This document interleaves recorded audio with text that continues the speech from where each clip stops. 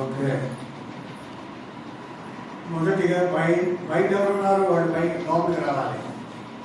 బయట ఎవరు ఉండకూడదు, ఎవరు బయటకు వెళ్ళకూడదు. లోపల ఉన్నవాళ్ళు నిద్రపోకూడదు, గోడకి అనుకోకూడదు. కుర్చీలో ఉన్నవాళ్ళు నిద్రావస్థలో ఉంటున్నారు. కాబట్టి ఇది బెడ్రూమ్ కాదు, దేవుని మందిరం. కాబట్టి మనం ఇక్కడ భయంతో వణుకుతూ ఉండాలి. మనం ఉండే 2-3 గంటలు భయభక్తులతో ఉండాలి తప్ప మన ఇష్టం వచ్చినట్లుగా బయటికి లోపలికి తిరగడానికి కానీ, నిద్రపోవడానికి కానీ, మాట్లాడడానికి కానీ సమయం లేదు. గమనించండి, వాటిని చదువుకున్నారండి.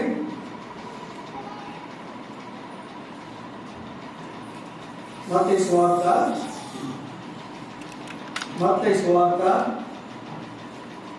11వ అధ్యాయం. బైబిల్ ఉన్నవాళ్ళు అందరూ బైబిల్ తెరవండి, చదివేదాన్ని గమనించండి. చదువు రాని వాళ్ళు, బైబిల్ లేని వాళ్ళు ఏం చదువుతున్నారా అని గమనించండి. అంతేగాని ఇది నాకు కాదులే అనుకోకండి. 11వ అధ్యాయం 29వ వచనాన్ని మనందరము చదువుకుంటాం, కలిసి చదువుకుంటాం, అందరం కలిసి చదువుతాం.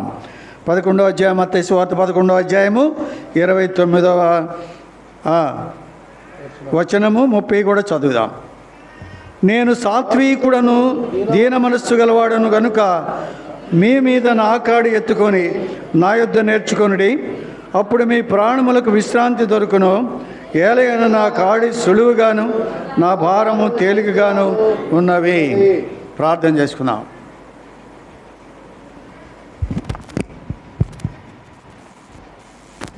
కృపా కనికరము కలిగిన నమ్మకమైన స్వచ్ఛమైన దేవాని పాదములకు స్తోత్రాలు.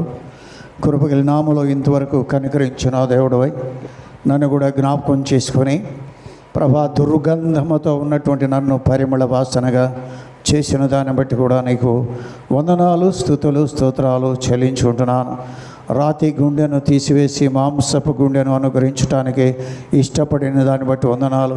నన్ను ఎత్తుకొని సంరక్షించి పోషించి పచ్చిక గల చోట్ల పరుండబెట్టే నీ మంచితనాన్ని బట్టి, గొప్పతనాన్ని బట్టి నీకు వందనాలు, స్తుతులు, స్తోత్రాలు చెల్లించుకుంటున్నాను. మంచి కాపరి తన గొర్రెల కొరకు ప్రాణం పెడతాడని నీ ప్రాణాన్ని ధారగా పోసి నీ రక్తాన్ని దేవా తండ్రి ఒలికించిన దేవుడవై రక్తదానము ప్రాణదానము చేసిన దేవుడుగా ఉండి బలియాగముగా చేసిన దేవుడిగా ఉండి నన్ను నీ కుమారుడిగా చేసుకొని వారసుడిగా చేసుకొని నీ రాజ్యానికి దేవ హక్కుదారుడిగా చేసుకొని పౌరసత్వాన్ని, నిత్యత్వాన్ని తండ్రి పరలోక స్వాస్థ్యాన్ని నాకు అనుగ్రహించడానికి ఇష్టపడిన నీ కృపంతటిని బట్టి నీకు వందనాలు, స్తుతులు, స్తోత్రాలు చెల్లించుకుంటూ అల్పుడను అయోగ్యుడను తండ్రి చదవబడిన లేఖన భాగములు వివరించడానికి కావలసిన పరిపూర్ణమైన జ్ఞానమని యొక్క పరలోకం నుండి మాకు అనుగ్రహించమని సందులో సాగిలపడుతూ యేసు ప్రభు దానికి నామములో స్తుతించి ప్రార్థించి వేడుకుంటున్నాను పరమ తండ్రి,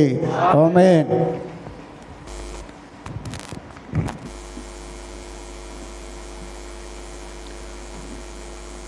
కుర్చీ చాటును ఉండకూడదు, కుర్చీ చాటును ఎవరు ఉండకూడదు. అందరి ముఖాలు నాకు కనపడాలి.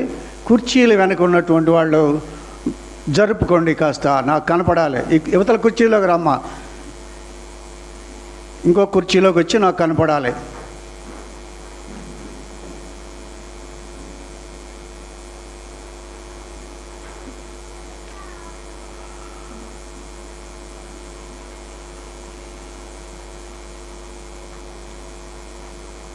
నేను సాత్వికుడను దీన మనస్సు గలవాడను గనుక మీ మీద నా కాడి ఎత్తుకొని నా యొద్ద నేర్చుకొనుడి, అప్పుడు మీ ప్రాణమునకు విశ్రాంతి దొరుకును.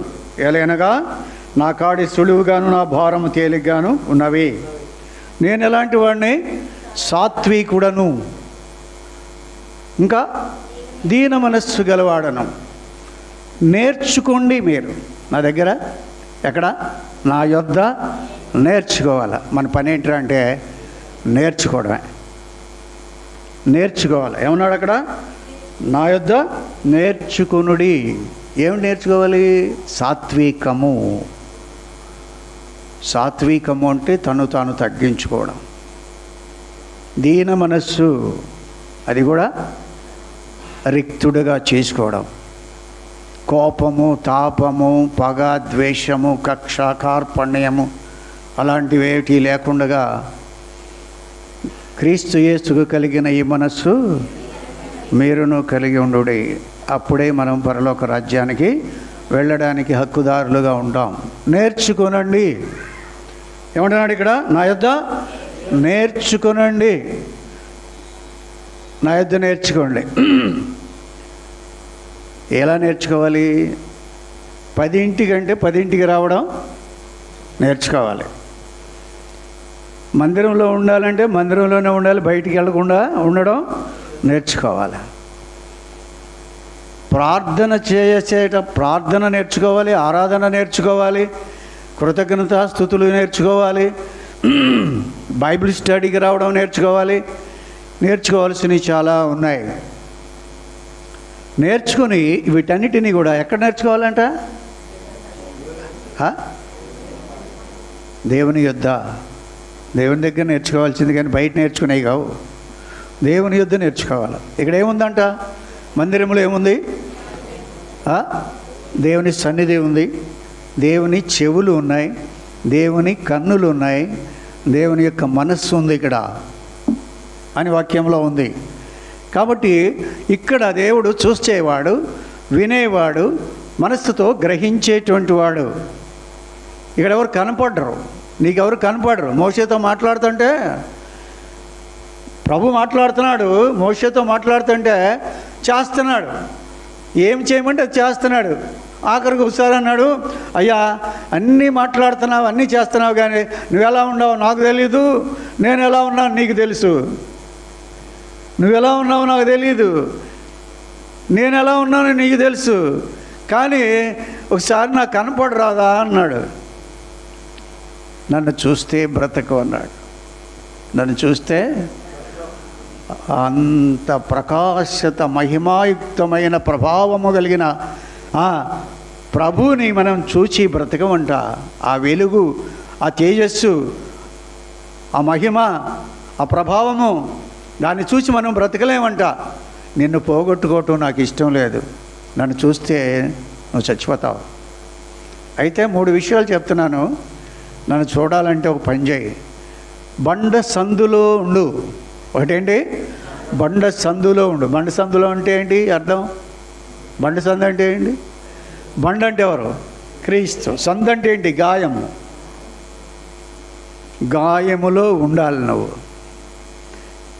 నీకు రక్షణ ఎక్కడ దొరుకుద్దంటే, ఆశ్రయం ఎక్కడ దొరుకుద్దంటే ప్రభువు యొక్క గాయములోనే నివాసం నీది. గాయములు ఏముంది? గాయములు ఏముంది? రక్తం ఉంది. గాయములు ఏముంటుంది? అది అలదటి రక్తం ఉంది. రక్త శక్తి గొప్పది.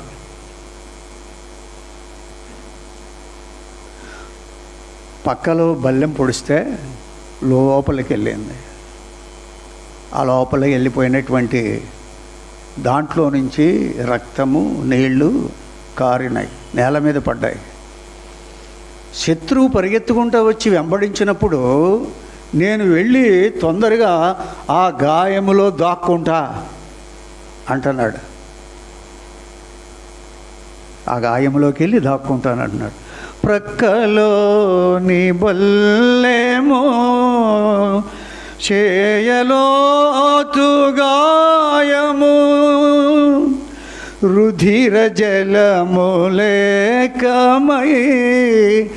ఒలికె నేల ధారలై, ప్రభుని గాయములలో దాగి ఉండగలను క్షేమమై, రక్షణ సగు దుర్గమై వైరికెంతో దూరమై యేసు ప్రభుని గాయములలో ఎంత ప్రేమ దాగెనో. శత్రువు పరిగెత్తుకుంటూ వచ్చినప్పుడు పరిగెత్తుకుంటూ వెళ్ళి గాయములో నేను దాక్కుంటే శత్రువు పారిపోతాడండి. రక్తం చూస్తే పోతాడు, గాయం చూస్తే పోతాడు, సిలువను చూస్తే పోతాడు, దగ్గరికి రాడు. ప్రార్థన చూస్తే వెళ్ళిపోతాడు, దగ్గరికి రాడు.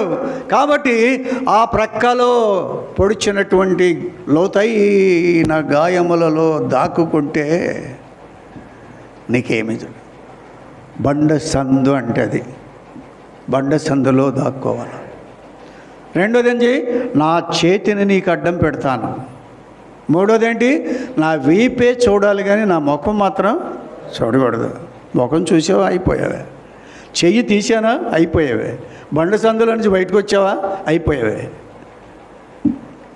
ఎన్ని కండిషన్స్ పెడితే కానీ ఆ ఆకారాన్ని చూడడానికి కళ్ళు చాలలేదు ఆయనకి. అలాంటి దేవుడు ఇక్కడ ఉన్నాడు. అలాంటి దేవుని చెవులు ఇక్కడ ఉన్నాయి, మనసు ఇక్కడ ఉంది. ఇష్టం వచ్చినట్లుగా మసలటానికి ఉండకూడదు. ఇక్కడ చాలా నేర్చుకోవాలి. ఏం చేయాలి? ఇక్కడ నేర్చుకోవాలి. ఏమి నేర్చుకోవాలి? దీన మనస్సు నేర్చుకోవాలి. ఇంకా సాత్వికంగా ఉండడం నేర్చుకోవాలి. 4 విషయాలు చెప్తాను. ఆమె నిద్రపోయేవాడిని లేపుతూ ఉండండి. పక్క ఉంటే అప్పుడప్పుడు చూసుకుంటూ ఉండండి. కొంతమంది నిద్రపోతూ ఉంటారు. ఆ సిస్టర్ గారు కళ్ళు మూతో పడద్దు, కళ్ళు ముయ్యవద్దు. కళ్ళు మూస్తే రెప్పల మీద సాతానుడు 2 కాళ్ళు వేసి తొక్కుతున్నాడని అర్థం. నువ్వు కళ్ళు మూస్తే నీ రెప్పల మీద సాతానుడు 2 కాళ్ళు వేసి కిందకి తొక్కుతున్నాడు అని అర్థం. మూయకూడదు. సాతానికి అవకాశం ఇస్తే మూసే. నేర్చుకోవాలి. ఇక్కడ మనం నేర్చుకోవాలి.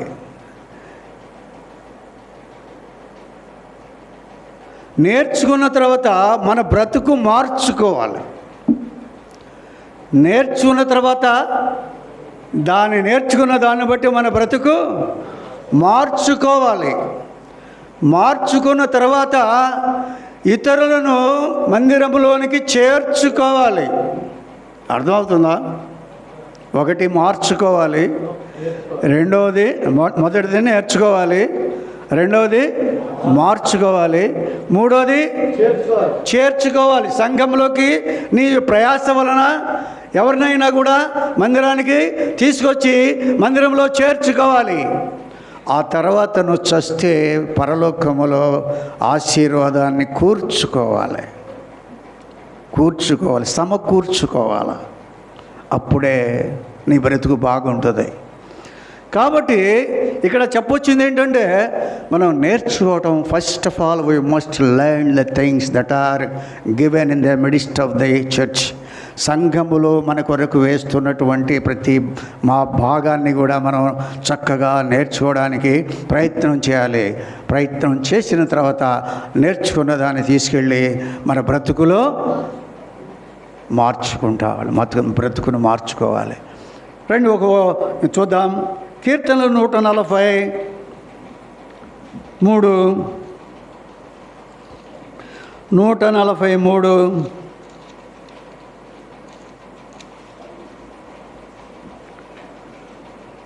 10 9 నుంచి చదువు. యెహోవా శత్రువుల చేతిలో నుండి నన్ను విడిపింపుము. నీవే నా దేవుడవు. నీ చిత్తానుసారముగా ప్రవర్తించుటకు నాకు నేర్పుము. ఏం నేర్చుకోవాలండి మనం? దేవుని చిత్తానుసారముగా ప్రవర్తించడం నేర్చుకోవాలి. దేవునికి ఏది ఇష్టమో అది. అబద్ధం అంటే దేవుడికి ఇష్టమా? మరి అబద్ధాలు ఆడటం నేర్చుకుందామా?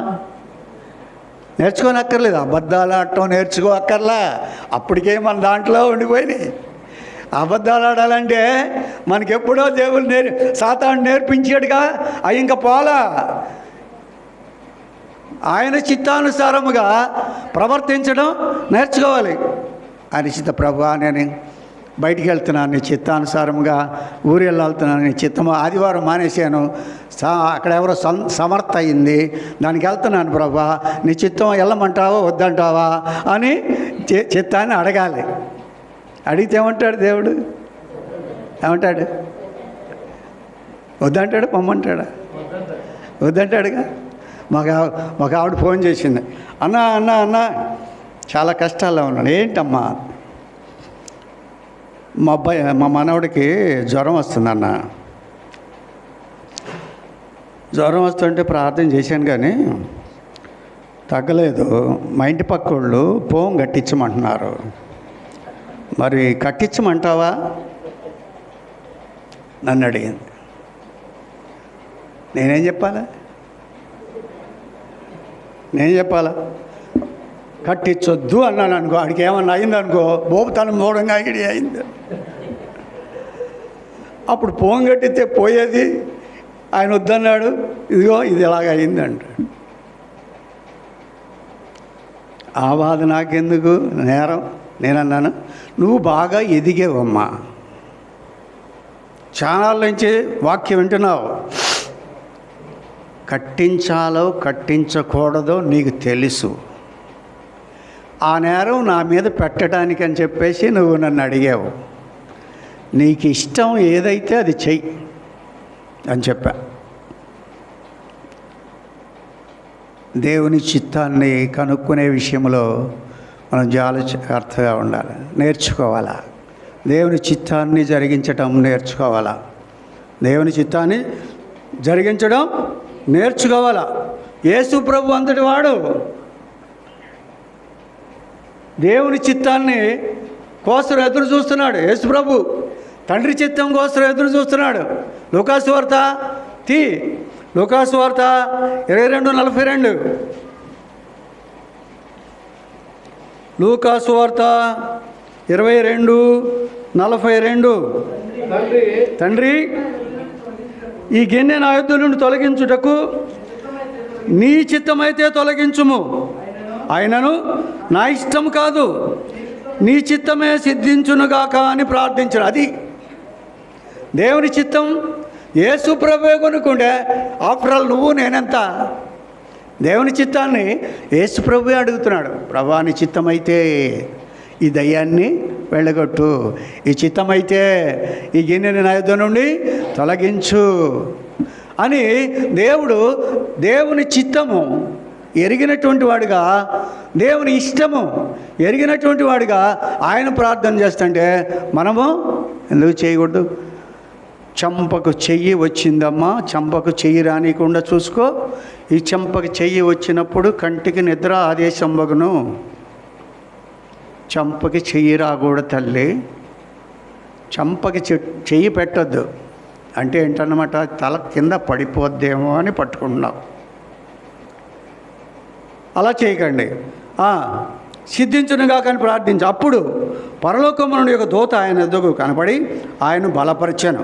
ఆయన వేదన పడి మరింత ఆతురముగా ప్రార్థన చేయగా ఆయన చెమట నేల పడుచున్న గొప్ప రక్త బిందువు వలె ఆయను చెమట రక్తపు బిందువులాగా పడిపోతా ఉంది. అంతగా ప్రార్థన చేస్తున్నాడు. ఎందుకని?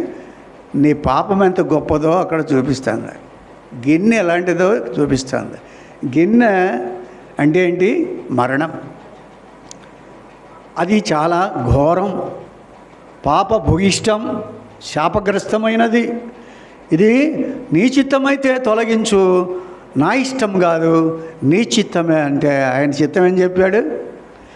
ఎలీ లామా లామా సబక్తాని, నా దేవా నా దేవా నా చెయ్యి ఎందుకు విడిచిపెట్టావు? ఆయన చిత్తం ఏంటి?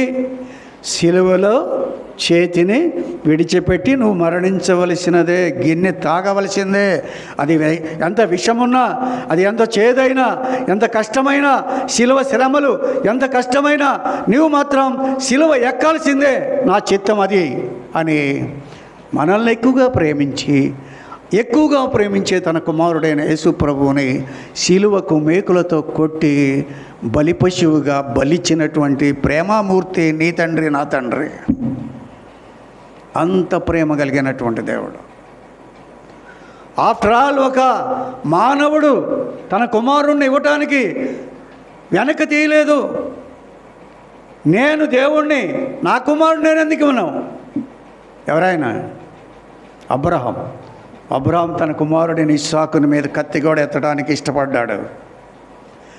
ఒక మానవుడికే అంత త్యాగం ఉంటే కుమారుడి మీద నేనంత ఆపు, నీ కుమారుడు మరణిస్తే ఏ మనిషికి రక్షణ రాదు, నా కుమారుడిని పంపిస్తా, నా కుమారుడు మరణిస్తే లోకరక్షకుడు వస్తాడు, లోకానికి రక్షణ వస్తుంది, కాబట్టి నా కుమారుని ఇస్తానని ఆయన ఆ కొడుకు అబ్రహాం యొక్క కొడుకుని ఆపేసి తన కొడుకుని బలిగా ఇచ్చాడు. ఇచ్చి మనల్ని ఏం చేసుకున్నాడు? కొడుకులుగా కుమారులుగా చేసుకున్నాడు. ఇప్పుడు కుమారుడైతే ఏమవుతాడు? వారసుడు అవుతాడు. దేనికి? పరలోకానికి, పరలోక సంబంధమైన సింహాసనానికి, కిరీటానికి, ఆ నిత్యత్వానికి, అన్నిటికీ వారసుడవుతాడు అక్కడ కుమారుడైతే. కాబట్టి మనల్ని కుమారులుగా చేశాడు కానీ దాసులుగా చేయలేదు. ఆ విధముగా దేవుడే, యేసు ప్రభువే తండ్రి చిత్తాన్ని ఎరిగినటువంటి వాడిగా ఉంటే నువ్వు నేను కూడా దేవుని చిత్తాన్ని ఎరిగి ఎలా బతకాలో నేర్చుకోవాలి. రండి ఇంకో మాట చూద్దాం. హెబ్రీయులకు రాసిన పత్రిక హెబ్రీ 5:8 ఆయన కుమారుడయ్యుండి తాను పొందిన శ్రమల వలన విధేయతను నేర్చుకొనెను. ఎక్కడైనా నేర్చుకున్నాడంట? విధేయతను నేర్చుకున్నాడు. విధేయత అంటే ఏంటి? అర్థం ఏంటి? విధేయత అంటే ఏంటి? చెప్పురా. విధేయత అంటే ఏంటి? చెప్పిన పని జాగ్రత్తగా చేయడం, చెప్పిన పని చేయడం, మళ్ళీ మాట్లాడకుండా, మారు మాట లేకుండా, ఎదురు మాట లేకుండా చెప్పింది చెప్పినట్టుగా చేయడం అనేటువంటిది విధేయత నేర్చుకున్నాడు. ఆయన ఉన్నాడు, ఆయన కుమారుడయ్యుండి తాను పొందిన శ్రమల వలన విధేయత నేర్చుకుని. మనకి శ్రమలు వస్తే విధేయత రాదు, ఎదురు తిరుగుతాం. మనకి శ్రమ వస్తే దేవుడి మీద దేవుడు ఎక్కడ ఉన్నాడు అన్న, ఏపుకి వచ్చిన శ్రమలు మనకు వచ్చినాయి అనుకోండి, యేసు ప్రభు నమ్ముకున్నదిరా ఏం సుఖపడ్డావురా అని పక్కంటోళ్ళు. నిజమే, నేను యేసు ప్రభు నమ్ముకున్నాను కానీ నాకేం లాభం దొరకలేదు. యేసు ప్రభు శ్రమ పొందిన తర్వాత విధేయత నేర్చుకున్నాడు. శ్రమలు కలిగి ఉండటం నాకు మేలాయను, శ్రమ కలిగి ఉండటం నాకు మేలాయను. శ్రమలు కలిగి ఉండడం మేలు. ఇప్పుడు చెప్తే నువ్వు మాటను, మంచాన పడితే మాట వింటావు, సెలైన ఎక్కుతుంటే మాట వింటావు. ఇప్పుడు చెబితేనో, ఎందుకని? శ్రమ నిన్ను ఎక్కడ తీసుకొస్తుంది? దేవుని దగ్గరికి తీసుకొస్తుంది. దిక్కు లేని వాడికి దేవుడే దిక్కు. శ్రమ అనేటువంటిది ప్రతి మనిషికి అవసరం. నశించు సువర్ణము అగ్ని పరీక్ష వలన శుద్ధి చేయబడను కదా, అంతకంటే అమూల్యమైన మీ విశ్వాసము శ్రమల ద్వారా, శోధనల ద్వారా నిలిచినదై ఆయన ప్రత్యక్షమైనప్పుడు మెప్పు ఘనత మహిమావి కలుగుటకు కారణమవుతుంది అన్నాడు. 1 పేతురు 1:7 చదవద్దు. 1 పేతురు 1:7 చదవద్దు. కాబట్టి సువర్ణాన్ని తీసుకెళ్ళి, బంగారాన్ని తీసుకెళ్ళి మేలిం బంగారం చేయాలంటే అగ్నిలో పడేయాలి. విశ్వాసి, మంచి విశ్వాసి కావాలంటే శ్రమల్లో పడేయాలి. అది చెప్పాడు. నీకు శ్రమ మేలు, దాని గురించి చింతించాల్సిన అవసరం లేదు. ఈయనంటున్నాడు శ్రమలలో విధేయతను నేర్చుకున్నాడు, లోబడే స్వభావాన్ని నేర్చుకున్నాడు. దేవుని వాక్యానికి లోబడి, పెద్దలకు లోబడి, సేవకులకు లోబడి, దేవునికి లోబడి, వాక్యానికి లోబడి, ప్రార్థనకు లోబడి ఉండేటువంటి పరిస్థితి విధేయతను చూపిస్తూ ఉంటుంది. ఆయన యేసు ప్రభువే నేర్చుకుంటే, యేసు ప్రభువే చిత్తాన్ని ఎరిగితే నువ్వెంత నేనెంత. కాబట్టి మనం చాలా జాగ్రత్తగా నేర్చుకోవాల్సినటువంటివి ఉన్నాయి. ఆడి శ్రమల ద్వారా మనల్ని ఏం చేశాడు? కుమారులుగా, కుమార్తెలుగా చేసుకున్నాడు. హెబ్రీయులకు రాసిన పత్రిక 2వ అధ్యాయం, హెబ్రీ 2:10. ఎవని నిమిత్తము సమస్తమును ఉన్నవో, ఎవని వలన సమస్తమును కలుగుచున్నవో ఆయన అనేకులైన కుమారులను మహిమకు తెచ్చుచుండగా వారి రక్షణకర్తను శ్రమల ద్వారా సంపూర్ణంగా చేయుట ఆయనకు తగును. అనేకమైనటువంటి కుమారులను రక్షణలోనికి తీసుకొని వస్తుండగా ఆయన కుమారుణ్ణి శ్రమల ద్వారా సంపూర్ణం చేయుట తండ్రికి తగి ఉన్నది. కాబట్టి శ్రమ పడితేనే కుమారులు బయటకు వస్తున్నారు, కుమార్తెలు బయటకు వస్తున్నారు. కుమారులు కుమార్తెలు ఎక్కడి నుంచి వస్తున్నారు? బయటకు వచ్చేది ఎక్కడ? కాబట్టి శ్రమ కలిగి ఉండుట మేలా అని అంటున్నాడు. అందుకని యేసు ప్రభు శ్రమపడి ఏం నేర్చుకున్నాడు? విధేయతను నేర్చుకున్నాడు. దేవుని మాటకు లోబడేటువంటి వాడుగా ఉన్నాడు. ఎవరు చెప్పండి? దేవుని మాటకు లోబడేవాళ్ళు ఎవరు చెప్పు?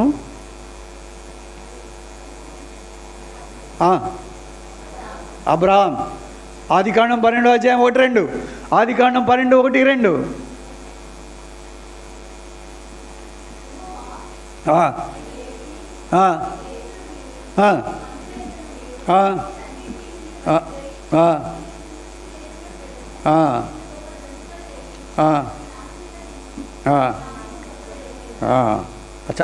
చాలు. యెహోవా నీవు లేచి నీ దేశము నుండి, నీ బంధువుల ఎద్దు నుండి, నీ తండ్రి ఇంటి నుండి బయలుదేరి నేను నీకు చూపించు దేశంనకు వెళ్ళుము అని నీతో అన్నాడు అనుకో. దేవుడు నీతో అన్నాడు అనుకోండి. డేవిడు నువ్వు లేచి నీ బంధువుల్ని, నీ ఇంటిని, నీ యొక్క భార్యని అందరిని విడిచిపెట్టి నేను చూపించే దేశాన్ని బయలుదేరు అంటే బయలుదేరతాడా? నేను బయలుదేరతామా? ఇది దెయ్యం స్వరంలాగా ఉందే. అందరిని వదిలిపెట్టమంటాడేంటి? అందరిని వదిలిపెట్టకపోతే నష్టం ఏంటి? అందరిని తీసుకెళ్తే అది అక్కడ ఉన్నది సంగతి. విధేయత చూపించాడు. ఏం చూపించాడు? మాటకు విధేయత చూపించాడు. దేవుని మాటకి నేర్చుకున్నాడు. మాట వినడం నేర్చుకున్నాడు. దేవుని మాట వినడం నేర్చుకుంటున్నాడు.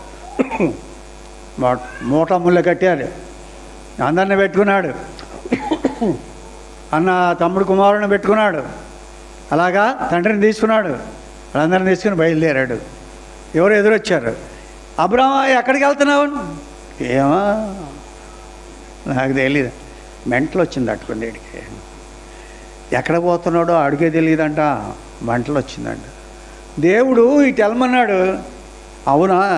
దేవుడు వెళ్ళమన్నాడా? ఎక్కడికి? ఏమో. అది విధేయత అంటే, నేర్చుకోవడం అంటే, దేవుని స్వరాన్ని వినడం నేర్చుకోవడం అంటే అది. అమ్మా ఆమెను లేపమ్మా. నువ్వు కళ్ళు మూసుకోవద్దు.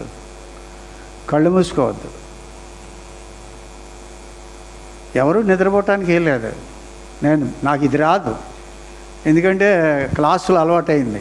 పిల్లోడు ఎవడో నిద్రపోతే నాకు తన్ని బయటికి వెళ్ళి మోకాళ్ళు ఎండలో వేయించి ఆ తర్వాత వచ్చి పాఠం చెప్పేవాడిని. అది ఈ క్లాసులో మరి ఇలాగే ఎడుతుంది. ఏం చేస్తాం?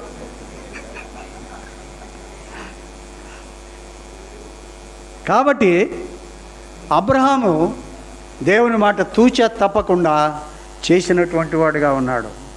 అక్కడ ఉన్నటువంటి పరిస్థితులన్నిటిని విడిచిపెట్టాడు. తండ్రిని విడిచిపెడతాడా? ఇంటిని విడిచిపెడతాడా? దేశాన్ని విడిచిపెడతాడా? ఏ దేశం వెళ్తాడు? వెళ్ళాడు. వెళ్ళిన తర్వాత ఏం చేసి 5 అబ్రహాము ఆయన భార్య అయిన శారయిని, సహోదరుని, కుమారుడైన లోతును, హారానులో తానును, వారు ఆర్జించిన యావదాస్తిని, వారు సంపాదించిన సమస్తమైన వారిని తీసుకొని కానాను దేశమునకు వెళ్ళుటకు బయలుదేరెను. కానాను దేశమునకు వచ్చేరే. కానాను దేశమునకు వచ్చేరే. అక్కడికి వచ్చేసారు. ఇక్కడ చూడండి, ఇటు చూడండి, అటు చూడకండి. కానాను దేశానికి వచ్చిన తర్వాత అక్కడ ఏం చేశాడు? 8 అక్కడ నుండి అతడు బయలుదేరి బేతేలునకు తూర్పుననున్న కొండకు చేరి పడమటనున్న బేతేలునకును తూర్పుననున్న ఆయకిని మధ్యన గుడారం వేసి అక్కడ యెహోవాకు బలిపీఠము కట్టి యెహోవా నామమున ప్రార్థన చేశాను. ఎక్కడికి వెళ్ళాడంట? కానాను వెళ్ళాడు.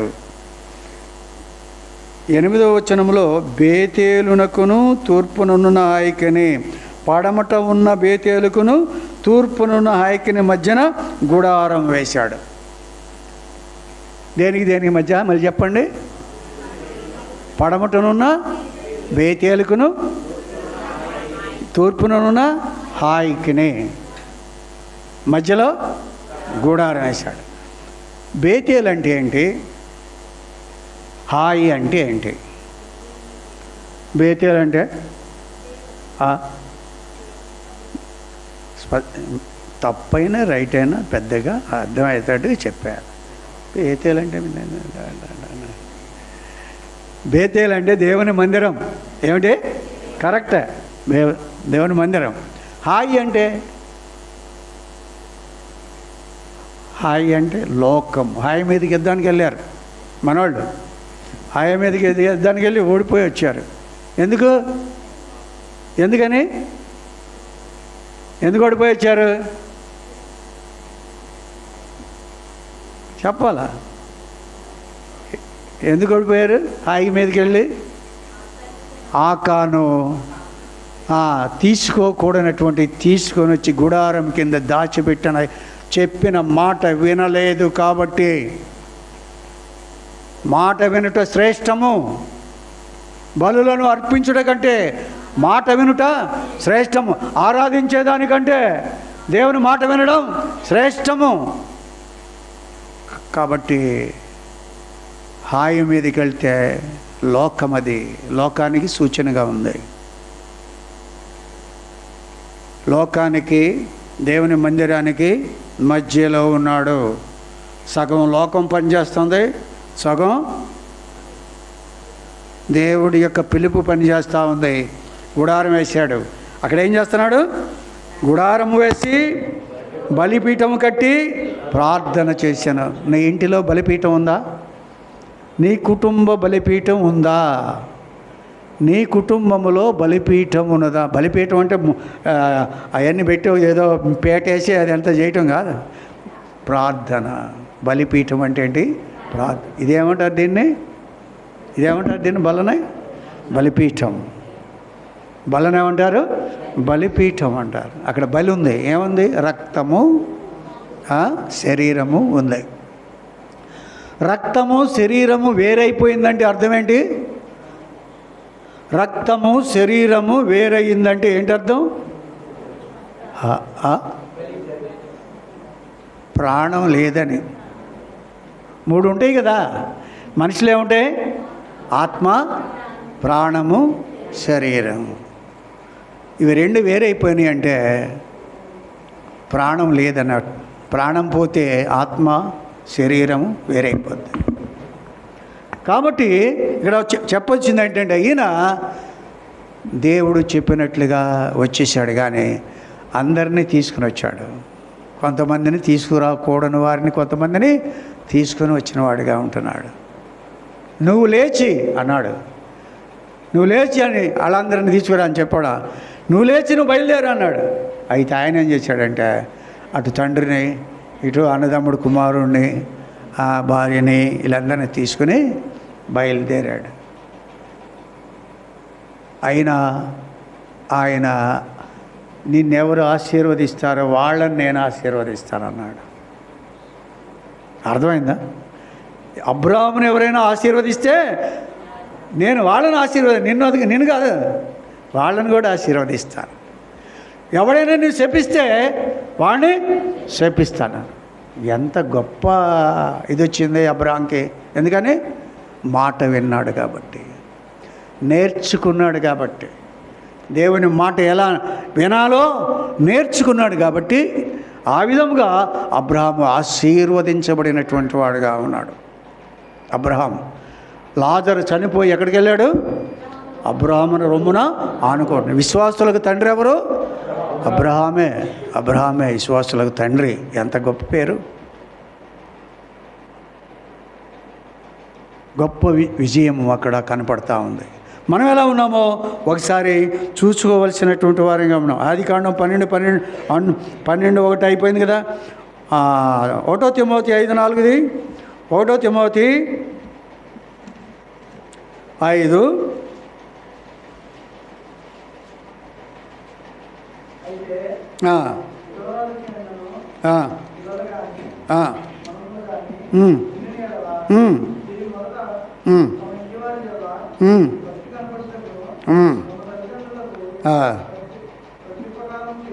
ప్రత్యుపకారము చేయుటకును నేర్చుకొనవలెను. ఇది దేవుని దృష్టికి అనుకూలమైనది. ఏం నేర్చుకోవాలంట?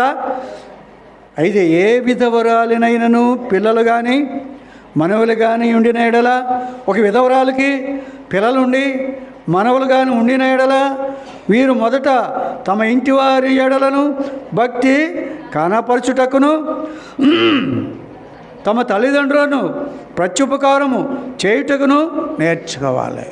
వాళ్ళు ఆ విధవరాల యొక్క పిల్లలు తల్లిదండ్రులకి, తర్వాత ఇంటివారి ఎడల భక్తి కనపరచడానికి, తమ తల్లిదండ్రులను ప్రత్యుపకారం చేయడానికి దేవునికి దృష్టికి ఇది అనుకూలమైనది. చాలామంది తల్లిదండ్రులను ప్రేమించేటువంటి వాళ్ళు లేరు. ఇప్పుడు అందరూ కూడా తల్లిదండ్రులు పిల్లలను ప్రేమించట్లేదు, పిల్లల తల్లిదండ్రులని ప్రేమించట్లేదు. బాగా చదివించి ఉద్యోగంలో వేసి, కూలి పని చేసి, పొలం పని చేసి, చదివించి ఉద్యోగంలో వేసి అన్నీ చేస్తే ఉద్యోగం వచ్చిన తర్వాత తండ్రిని తల్లిని పక్కన పెట్టేసి ఏం చేస్తున్నారు? ఆశ్రమాల్లోకి, వృద్ధాశ్రమాల్లోకి పంపిస్తున్నారు. ఒకసారి కారు వేసుకుని కొడుకు తండ్రిని తీసుకొని, నాన్న నేను కూడా తనంటే కొడుకుని కూడా తీసుకొని వృద్ధాశ్రమంలో తండ్రిని చేర్చడానికి తీసుకెళ్ళాడంట. తీసుకెళ్ళి వృద్ధాశ్రమంలో తండ్రిని పెట్టేసి బయటకు వచ్చేసాడు. కొడుకు వాళ్ళిద్దరు వచ్చారు బయటికి వచ్చిన తర్వాత ఆ కొడుకు గేట్ మ్యాన్ దగ్గర మాట్లాడుతున్నాడంట. వీడు కారు దగ్గరికి వచ్చి రారా తొందరగా వెళ్ళిపోదాం అన్నాడంట కొడుకుని. ఆ కొడుకు అన్నాడంట, ఆగు అడ్రస్ తీసుకుంటున్నాను ఇక్కడ ఉన్నాడంట. ఎందుకురా నీకు అడ్రస్ అంటే, రేపు వచ్చి నిన్ను చేర్చాలి కదా, నీ తండ్రిని నువ్వు ఇక్కడ చేర్చావు కాబట్టి నా తండ్రిని కూడా ఇక్కడ చేర్చాలి కాబట్టి అడ్రస్ తెలుసుకుంటున్నాను, రేపు నీ పని కూడా ఇంతేనా అన్నాడు. ఓరి బాబు ఇది ఎక్కడి నుంచి వచ్చిందిరా అని చెప్పేసి ముసలోడిని తీసుకొని ఎక్కించుకుని మళ్ళీ ఇంటికి వచ్చాడు. ఒక్క చిన్న పిల్లోడి దగ్గర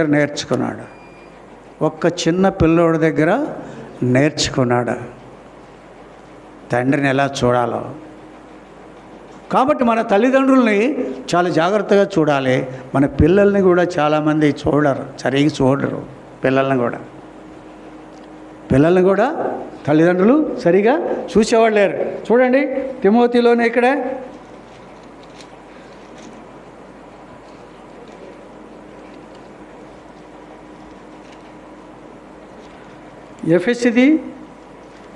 ఎఫ్ఎస్సి 6:1 పిల్లలారా ప్రభువునందు మీ తల్లిదండ్రులను అది ఏం చేయాలి పిల్లలు? తల్లిదండ్రులేడా విధేయులై ఉండాలి, విధేయత చూపించాలి. విధేయత ఇంతకుముందు ఎవరు చూపించారు? నువ్వు నేను చెప్పిన దాంట్లో విధేయత ఎవరు చూపించారు? యేసు ప్రభు విధేయత చూపించి శ్రమల ద్వారా విధేయతను నేర్చుకునేను అని. విధేయత నేర్చుకున్నాడు శ్రమల ద్వారా. అలాగా విధేయత తల్లిదండ్రులు చూడటం అనేటువంటిది కూడా ఏమంటున్నాడు? ధర్మమే, ఇది ధర్మమే. విధేయులై ఉండు, విధేయులై ఉండి చెప్పినట్లు చేయండి. తల్లిదండ్రులు ఏది చెప్తే అది చేయాలి. ఓ తాగుబోతు తండ్రి ఉన్నాడు అనుకోండి, తాగుబోతు తండ్రి ఉన్నాడు అనుకోండి, ఒరే బాటిల్ తీసుకురారా పోయి అన్నాడు. తేవాలా వద్దా? తండ్రి మాట వినాలా వద్దా? వినాలా వద్దా? చెప్పండి, వినాలా? తీసుకెళ్ళి షాప్కి వెళ్ళి తీసుకురావాలా? ఒక తండ్రికి బుద్ధి చెప్పటానికి ఒక కుమారుడు తండ్రి వెళ్ళి బ్రాందీ షాప్ దగ్గర లైన్లో నిలబడ్డాడు. ఆడ వెనకే ఈడున్నాడంట. తండ్రి కొడుకు అనుకున్నాడు, తండ్రి ముందున్నాడు. ఫుల్ బాటిల్ ఒకటి అన్నాడంట ఈడు తండ్రి. ఆడ వెనక వాళ్ళు ఉన్నాడంటే నాకు హాఫ్ బాటిల్ అన్నాడంట. ఈడెవడు అన్నాడు చూస్తే కొడుకే, ఏరా నువ్వు ఎప్పటి నుంచి తాగుతున్నావు? నువ్వు తాగుతున్నప్పటి నుంచి తాగుతున్నాను. నువ్వు తాగకూడదురా. నువ్వు తాగొచ్చా? నువ్వు తాగకూడదు. నేను చెడిపోయినా నువ్వు మాత్రం బాగుండాలి. నువ్వెందుకు చెడిపోవాలి? నీ కుమారుడినేగా నేను, నీ రక్తం వడ్డించుకొని పుట్టినోడినే కదా. నువ్వేం చేస్తే అది చేస్తా నేను. కాబట్టి మానేయి. నేను బాగుండాలంటే నువ్వు మానేయి అంటే నోరు మూసుకుని మానేశాడంట. పిల్లలు బుద్ధి చెప్పేవాళ్ళు ఉంటారు. పెద్దలకి పిల్లలే బుద్ధి చెప్పేటువంటి వాళ్ళుగా ఉంటారు. కాబట్టి అందుకని అంటున్నాడు పిల్లలారా ప్రభువునందు మీ తల్లిదండ్రులను విధేయులైనడి, ఇది ధర్మమే. 4 తండ్రులారా మీ పిల్లలకు కోపము రేపక ప్రభు యొక్క శిక్షలోను బోధలోను వారిని పెంచుడి. ప్రభు యొక్క శిక్షణలోను బోధలోను పిల్లల్ని పెంచండి అన్నాడు. అబ్రాహాము అలా చేశాడు. మీ పిల్లల్ని ప్రభు యొక్క శిక్షణలో బోధలో పెంచండి అంటే అందుకే సండే స్కూల్ పెట్టింది ఇక్కడ. పిల్లలు మొక్కలు లాంటి వాళ్ళు, నారుమడి లాంటి వాళ్ళు పిల్లలు. ఆ నారుమడులను తీసుకొచ్చి ఈ చేలో నాటాలి. ఏ చేలో? మందిరం అనే చేలు, సంఘము అనే చేలో వాళ్ళని తీసుకొచ్చి నాటాలి. నాటిన తర్వాత వాళ్ళు కూడా చెట్లు అవ్వాలి, మొక్కలు అవ్వాలి. ఫలభరితమైన జీవితము కలిగినటువంటి వారుగా ఉండాలంటే, ఫలాలు రావాలంటే మీ పిల్లలను జాగ్రత్తగా పెంచాల్సినటువంటి వారంగా ఉంటున్నాం. అందుకే అది చెప్తున్నాడు, తల్లిదండ్రులకు లోబడి ఉండాలి, విధేయులై ఉండాలి. పిల్లల్ని కూడా బాగా మనము చూసుకునేటువంటి వారముగా ఉండాలని అక్కడ చెప్పబడతా ఉంది. కాబట్టి మనము ఆ విధముగా ఉండడానికి సిద్ధపడి ఉండాలి. 2 సమూయేలు గ్రంథం 2 సమూయేలు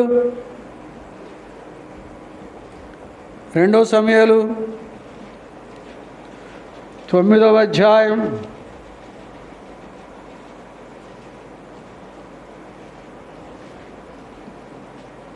1 యోనాతానును బట్టి నేను ఉపకారం చేయుటకు సౌలు కుటుంబంలో ఎవడైనా కలడా అని దావీదు అడిగాను. సౌలు కుటుంబమునకు సేవకుడకు సీబా అని ఒకడు దావీదునకు పిలువనంపిరి. రాజు సీబావు నీవేనా అని అడుగుగా అతడు నీ దాసుడునైన నేనే అని సీబా అనెను. రాజు యెహోవా నాకు దయ చూపినట్లుగా నేను ఉపకారము చేయుటకు సౌలు కుటుంబంలో ఎవడైనా ఒకడు శేషించి ఉన్నాడా అన్నాడు. సౌలు కుటుంబంలో ఎవడైనా ఉన్నాడా? ఎందుకు? చంపటానికా? సౌలుకి దావీదుకి ఏంటి మధ్య? అగ్గి వేస్తే బగ్గుమంటుంది, పచ్చిగడ్డి కాలిపోద్ది. సౌలుకి దావీదుకి మధ్యలో. సౌలు చంపాలని దావీదుని ఎన్నో ప్రయత్నాలు చేశాడు. దేవుని చేతిలో ఉన్నాడు కాబట్టి దావీదు సౌలు ఏం చేయలేకపోయాడు. చంపాలని చూసినటువంటి శత్రువు యొక్క సంతానములో ఉన్నటువంటి వారిని మేలు చేయడానికి, ఉపకారం చేయడానికి ఎవడైనా ఉన్నాడని ఎంక్వైరీ చేస్తున్నాడు. నేను మేలు చేయాలనుకుంటున్నా. ఎవరికి? నా శత్రువులకి. ఏముండకూడదంట? మామూలుగా ఏముండకూడదు, శత్రు శేషం ఉండకూడదు. శత్రువులో ఎవడొక్కడ మిగలకూడదు. ఎప్పుడైనా వాడు బలం పొంది మళ్ళీ ఎప్పుడైనా మన మీదకి వస్తాడు. శత్రువు ఎవడ కూడా మిగిలి ఉండటానికి లేదు. అగ్ని ఆర్పిన తర్వాత అగ్ని శేషం ఉండటానికి వీల్లేదు. అది ఎప్పటికైనా రగులుకుంటుంది. అగ్ని మొత్తం ఆరిపోయాల్సిందే. ఇల్లు కాలింది, అంతా ఆర్పేశారు, ఓ పక్కన వదిలేశారు, గాలి వచ్చింది, ఇంకొక ఇంటి మీద బయలుదేది. మొత్తం ఉండాలి, శేషం ఉండకూడదు.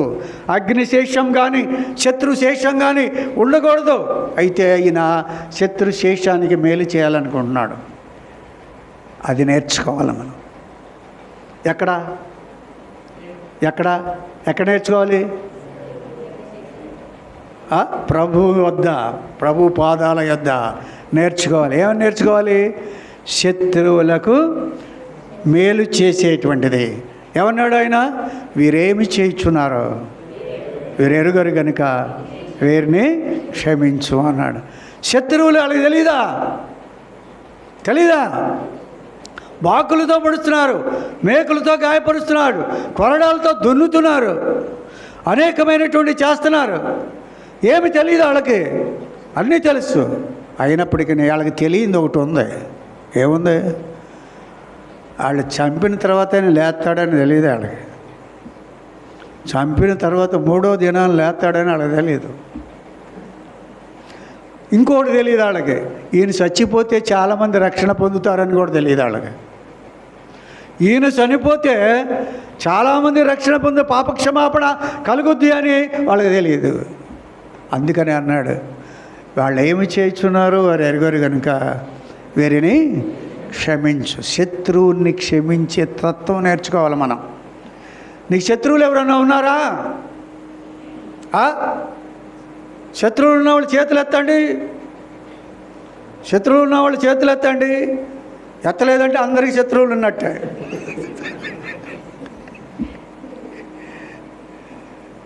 శత్రువు భార్యకే భర్త శత్రువు, భర్తకి భార్య శత్రువు. ఒక ఇంట్లోనే రగడ అన్నీ ఉంటాయి. సాతానుడు ఎక్కడ? ఇంట్లోనే చొరబడతాడు. మొట్టమొదట శత్రుత్వం ఉంటుంది.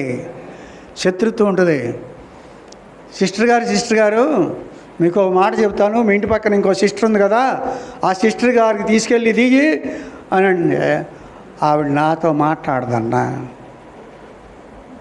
ఆవిడకి నాకు మాటలు లేవన్నా. ఇద్దరు ఆరాధన చేస్తారు ఇక్కడికి వచ్చి, ఇద్దరు బల తీసుకుంటారు ఇక్కడికి వచ్చి, అన్నీ ఉన్నాయి. కానీ ఒకళ్ళని ఒకళ్ళు క్షమించలేరు. ఒకరినొకరు క్షమించలేని తత్వం. శత్రువుల్లాగా ఉంటున్నారు. మొన్న ఒక ఇంట్లో పెట్టాం, ఆ ఇద్దరు ఇళ్లలో ఒక ఇంట్లో పెట్టాం. ఒక ఇంట్లో పెట్టి పక్కనే ఒక ఇంట్లో మీటింగ్ పెట్టాం. రెండో రావాలి కదా పక్క, ఆవిడ రాలా. అయిపోయిన తర్వాత అక్కడికి వెళ్ళా, ఈ ఇంట్లోకి వెళ్ళా. మంచంలో వండుకొని ఇలా ఉంది, మంచంలో పడుకొని అలా ఉంది. ఏమ్మా సిస్టర్ గారు ఏంటి అలా ఉన్నారంటే, అన్న బాగలేదన్నా.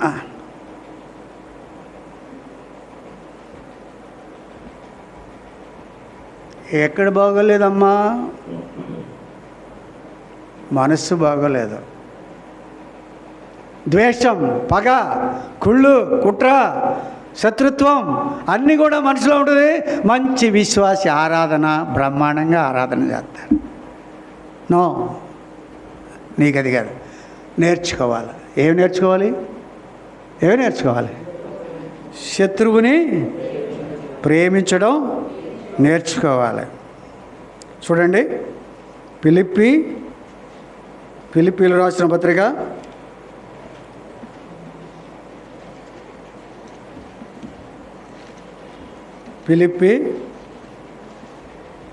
4 11 నాకు కొదువ కలిగినందున నేను ఇలాగ చెప్పట్లేదు. నేను ఏ స్థితిలో ఉన్నాను ఆ స్థితిలో సంతృప్తి కలిగి ఉండుట నేర్చుకున్నాను. ఏమి నేర్చుకున్నాడంట? ఇక్కడ ఏమి నేర్చుకున్నాడు? నేను ఏ స్థితిలో ఉంటే ఆ స్థితిలో సంతృప్తి కలిగి ఉండడం నేర్చుకున్నాను. చూసారా? ధనవంతుడైపోవాలని చూడు, ఆ పక్కంటి ఆవిడ చూడు, పట్టు చీరలు ఎన్ని కొనుక్కుంటుందో, నీ ముఖం మండ నువ్వు ఎప్పుడు పట్టు చీర కొనలేదు, అది ఇది అంటారు. నీ స్థితి ఇది, వాళ్ళ స్థితి ఇది. పరాయి వాళ్ళని చూసి వాతలా పెట్టుకోకూడదు. నక్క పులిని చూసి వాతలు పెట్టుకుందంట. నక్కకి పులి వాతలు ఉన్నాయి, నాకు లేవు అని వాతలు పెట్టుకుంటే ఎలా ఉంటుంది? నీ ఇల్లు నీది, నీ పరిస్థితి నీది, వాళ్ళ పరిస్థితి వాళ్ళది. వాళ్ళని చూసి నువ్వేం బాధపడక్కర్లేదు. నువ్వు ఏ స్థితిలో ఉంటే ఆ స్థితిలోనే దేవుణ్ణి మహింపరచడం నేర్చుకో. నాకు ఈ స్థితి ఇచ్చాడు దేవుడు, అది నాకు చాలు అని నేర్చుకోవాలి. ఒక మాట చెప్తాను జాగ్రత్తగా ఏనాడు నిద్రపోయేవాళ్ళు. ఒక ధనవంతుడు కిటికీలో నుంచి చూశాడంట. కిటికీలో నుంచి చూసే ఒక బ్యాగ్లో ప్లాస్టిక్ సీసాలు ఏరుకుంటా దెబ్బలో చెత్త కుండీల దగ్గర ఒకడు కనపడ్డాడంట ఒక ధనవంతుడికి కిటికీలో నుంచి చూస్తే. అప్పుడు అన్నాడంట ఏడు ధనవంతుడు, ప్రభువా వాడిలాగా లేకుండా చేసావు, చాలు, ఇది చాలు, నాకు తృప్తి కలిగి ఉన్నాను. వాడు అన్నీ చేసుకుంటున్నాడు, వాడిలాగా నన్ను చేయలేదు, నీకు వందనాలు నాయనా అన్నాడంట ఈడు. తర్వాత ఆడు దగ్గరికి వెళ్ళిన తర్వాత ఆడి పక్కనే ఒకడు సగం మెంటలోడు పడి ఉన్నాడంట. ఆడు బాగా మెంటలో సగమే మెంటలు అన్నీ తెలుసు, మెంటలోడు అక్కడ పడిపోయి ఉన్నాడంట. ఈడు ఈ యొక్క సీసాలు ఏరుకునేవాడు అంటున్నాడంట, ప్రభువా ఇది నాకు చాలు, ఈ సీసాలు ఏరుకుని ఎంతో కొంత తెచ్చుకుని అన్నం తింటున్నాను. వాడైతే సగం పిచ్చోడు, వాడికి ఏం తెలియట్లేదు, ఆడిలాగా నేను లేకుండా చేసావు, నీకు వందనాలు అన్నాడు. ఆడికిలాగా నేను లేను, నీకు వందనాలు అన్నాడంట. తర్వాత ఆడేం చేశాడు, ఒక అంబులెన్స్లో రోడ్డు మీద నుంచి అంబులెన్స్లో ఒక సావు బతుకుల మీద ఉన్నటువంటి వాడిని చకచక కుయ్యి కుయ్యి కుయ్యి అని వెళ్ళిపోతుంది అంబులెన్స్. ఈడు అనుకున్నాడంటే ఎవడు చస్తాడో బతుకుతాడో కానీ అంబులెన్స్లో పోతున్నాడు. ఆడి బాధ నాకు లేకుండా చేసావు, ఇలాగ పడుకునైనా ఇలా బతుకుతానికి నాకు ప్రాణాన్ని నాకు ఇచ్చేవయ్యా, నీకు వందనాలు. ఆ వ్యాన్లో వెళ్ళేవాళ్ళలాగా నేను లేను, అక్కడికి ఆసుపత్రి దాకా పోయే చస్తాడో ఉంటాడో తెలీదు, నేను మాత్రం బాగానే ఉన్నాను అనుకున్నాడంట ఈ సగం మెంటల్ వాడు. ఆ తర్వాత ఈయన తీసుకెళ్ళాడంట, చకచక రూమ్లోకి తీసుకెళ్ళి హాస్పిటల్ రూమ్లో చేర్చడానికి తీసుకెళ్తుంటే ఇంకో శవాన్ని ఎదురు తీసుకొచ్చేస్తున్నారు. అయిపోయింది ఆడి పని. లోపలికి ఈయన్ని తీసుకెళ్తున్నారు, శవాన్ని బయటికి తీసుకొస్తున్నారు. ఈడు అంటున్నాడంట, నాకే నయ్యం, సస్తానం బతుకు లేదు కానీ ఆడు చచ్చిపోయాడు, ఆడికంటే నేనే నయ్యం అన్నాడు. తృప్తి పడ్డాడంట ఈడు, తృప్తి పడ్డాడు. ఆడికంటే నేనే నయ్యం అన్నాడు. ఇప్పుడు చచ్చినోడు ఏమనాలి? సచ్చినోడు ఏమనాలి? సచ్చినోడు ఏమని అంటాడా? కృతజ్ఞత లేనటువంటి వాడు ప్రతి ఒక్కడు చచ్చిన వాడితో సమానం. నీకు ఉన్న దానిలో తృప్తి కలిగి దేవుని స్తుతిస్తూ దేవుని మహింపరుస్తూ ఉండకపోయినట్లయితే చచ్చినటువంటి శవంతో సమానం. మనం శవం నోరు తెరవలా, వీళ్ళందరూ నోరు తెరిచారు కానీ శవం మాత్రం తెలవ. నువ్వు దేనిలో దేవుడు ఎంత ఇచ్చాడో నీకు దానిలో తృప్తి కలిగి ఉండటం నేర్చుకో. నువ్వేం చేయాలా? దేవుని మహింపరచడం నేర్చుకో. రాజులమ్మ ఎటు తిరుగు. కాబట్టి ఏమేమి నేర్చుకున్నాడంట? 12 దీన స్థితిలో నెరుగుదును, దరిద్రంలో ఉండడం నేర్చుకున్నాను, డబ్బులు ఉండడం కూడా నేర్చుకున్నాను. కడుపు నిండి ఉంటుటకును, ఆకలి కొని ఉంటుటకును, సమృద్ధి కలిగి ఉంటుటకును లేమిలో ఉండుటకును నేర్చుకున్నా నేను. ఒకసారి కడుపు మండింది, ఒకసారి కడుపు నిండింది, అన్నీ కూడా నేర్చుకున్నాను నేను. ఒకసారి ఉండదు, ఒకసారి ఉంటుంది, ఎక్కువ ఉంటుంది. అన్నిట్లో దేవుడు నన్ను తీసుకెళ్తున్నాడు. నేర్చుకోవాలి. ఏ స్థితిలో నీవు ఉన్నావో ఆ స్థితిని బట్టి నీవు నేర్చుకోవాల్సినటువంటి వాడుగా ఉండడు. ఆ స్థితిలో తృప్తి కలిగి ఉండడం నేర్చుకోవాలి. సంతృప్తి కలిగి ఉండడం, అది మనం నేర్చుకోవాల్సినటువంటి పరిస్థితి ఉంది.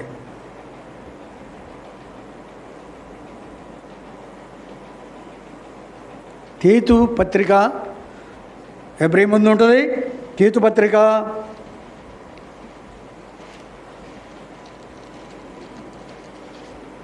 3:14 మనవారును నిష్ఫలులు కాకుండు నిమిత్తము అవసరమును బట్టి సమయోచితముగా సత్క్రియలను శ్రద్ధగా చేయుటకు నేర్చుకోవలను. సత్క్రియలను శ్రద్ధగా చేయడానికి నేర్చుకోవాలి. సత్క్రియలు అంటే ఏంటి? మంచి క్రియలు. మంచి క్రియలు ఏంటి? మనకి మంచి క్రియలు ఏంటి? రోడ్డు దాటలేకపోతున్నాడు ముసలోడు, ఆగి అతను దాటించి వెళ్ళిపోతూ ఉండాలి. ఒకడు ఆహారం లేకుండా ఉన్నాడు, నువ్వు తినే గంజిలో కాస్త ఆహారం పెట్టాలి. మంచి క్రియలేవి. పొరుగువాడిని ప్రేమించాలి. నీ పొరుగువాడిని నువ్వు ప్రేమించాలి. దేవుడు నిన్ను ప్రేమించాడు కాబట్టి నీ పొరుగువాడిని నువ్వు ప్రేమించాలి. అది నేర్చుకోవాలి. కాబట్టి మనం అది నేర్చుకుంటున్నామా లేదా? ఒకసారి చూసుకోవాల్సినటువంటి వాళ్ళ దగ్గరికి వెళ్తున్నాను. నిజమే ప్రభా, నేను నేర్చుకోవాల్సినవి చాలా ఉన్నాయి. వెనకబడిపోయాను, నన్ను క్షమించు నాయన అని అపోస్తల కార్యం 9:36. నా టైం అయిపోయింది.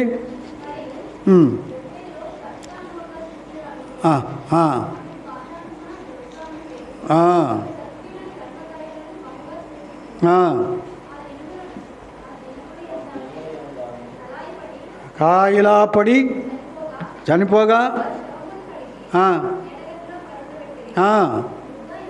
ఎవరేమే? తబిత శిష్యురాలు ఉంది. ఆవిడికి దోర్కా అనే పేరు కూడా ఉంది. ఆమె సత్క్రియలు ధర్మకార్యాలు చేసిందని చెప్తున్నారు. నీ గురించి ఎవరైనా చెప్తారా? చాలా మంచి అమ్మ, సత్క్రియలు ఉన్నాయి, ధర్మకార్యాలు. ఎవరిని తిట్టదు. అలాంటి వాళ్ళు ఉన్నారా మన దగ్గర? ఎవరిని తిట్టనోళ్ళు. కోపం వస్తే తిడతారులే, కోపం లేకపోతే తిట్టరు. ధర్మకార్యాలు ఉన్నాయి.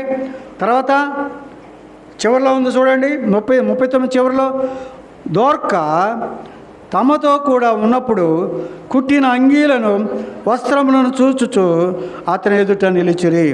ఆమె ఉన్నప్పుడు విధవరాండ్రను వచ్చి ఏడుస్తున్నారు.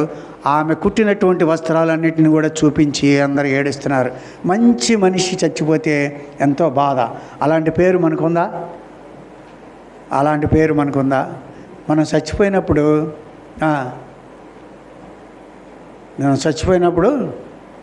నలుగురు ఏం చెప్పుకోవాలా? మంచి పని జరిగిందని.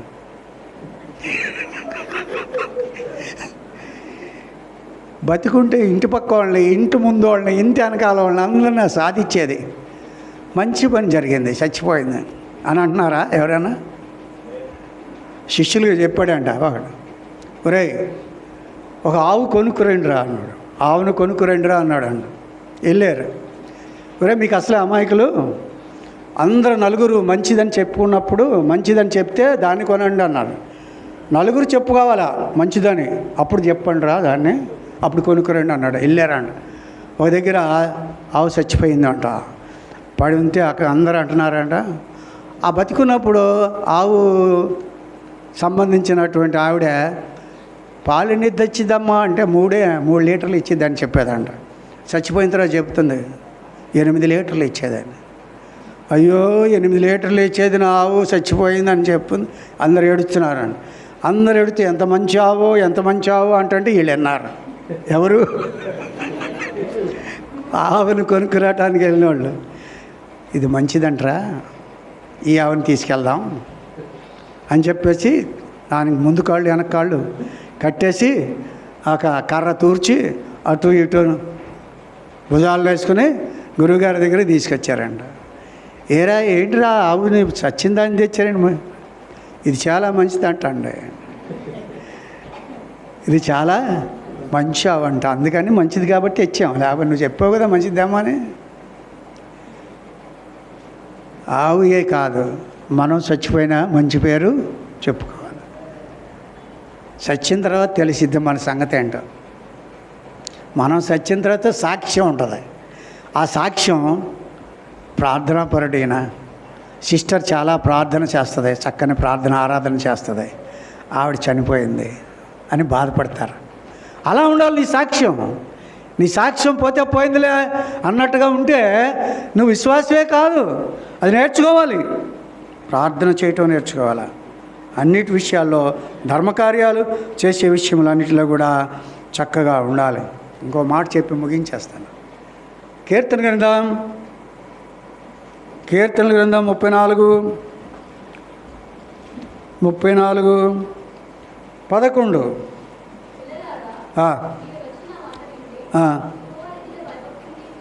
ఏం నేర్చుకోవాలంట పిల్లలంటే ఎవరు?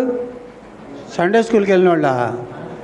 మనమే పిల్లలమే, మనం కూడా పిల్లలే. చచ్చిందాక నేర్చుకున్నా కానీ తరగదు, చచ్చిందాక నేర్చుకున్నా తరగదు. మనం నేర్చుకోవాల్సింది బైబిల్లోది నువ్వు వరకు నేర్చుకున్నా కూడా అయిపోదు. చాలా ఆయన అన్నాడంటే సముద్రం పట్టుకెళ్ళి మంచి స్పీకర్ అంట, మంచి బోధకుడు అంట. ఆయన సముద్రం ఒడ్డుకెళ్ళి ఆ నీళ్ళల్లో చేబుట్టి ఒక చుక్క తీసి, ఈ సముద్రం అంతా బైబిల్ అయితే నాకు తెలిసింది ఇది కూడా కాదు, తెలవదు అన్నాడంట. ఈ చుక్క అంతా కూడా తెలియదు అన్నాడంట. సముద్రం అంతా బైబిల్ అయితే ఈ చుక్క ఎంత ఉందో అంత కూడా తెలియదు నాకు అన్నాడంట. ఎన్ని సంవత్సరాల నుంచో బాగా విశ్వాసి, స్పీకరు, చాలా మందిని మార్చినవాడు, అయినా కూడా ఆయనకేం తెలిసి అంత తగ్గించుకుంటున్నాడు. కాబట్టి అందుకని ఇక్కడ అంటున్నాడు, భయభక్తులు మీకు నేర్చుకున్నాం. పిల్లలారా మీరు వచ్చిన ఆ మాట వినుడి, యెహోవా యందలి భయభక్తులు మీకు నేర్పేదాను. 13. ఏంటి నేర్చుకోవాలి? చెడ్డ మాటలు పలుకునని నాలుకను, కపటమైన మాటలు పలుకునని పెదవులను కాచుకొనుము, కీడు చేయటమని మేలు చేయము, సమాధానం వెతికి వెంటాడము. దృష్టి నీతిమంతుల మీద ఉన్నది, ఆయన చెవులు వారి మొరల ఒగ్గినవి. దుష్క్రియలు చేయవారి జ్ఞాపకం భూమి మీద ఉండకుండా కొట్టువేయబడ్డుకాయి. యెహోవా సన్నిధి వారికి విరోధముగా ఉన్నది. అది చెడ్డ మాటలు, కపటమైన మాటలు, కీడు చేసేది, దుష్క్రియలు, ఇవన్నిటినీ కూడా వదిలిపెట్టి నీతిమంతులుగా జీవించడాన్ని నేర్చుకోవాలి. ఇవి నేర్చుకోవాలి. అక్కడ చెప్పాడు, కింద రాశాడు ఏమేమి నేర్చుకోవాలో, ఏమేమి విడిచిపెట్టాలో. ఇక్కడ అన్నీ చెప్పినటువంటి వాడుగా ఉంటున్నాడు. కాబట్టి ఆ విధముగా మనం చేసినప్పుడు దేవుని మహింపరిచేవారుగా ఉంటాం. రండి మనం బలలో పాల్గొనటానికి వెళ్తాం.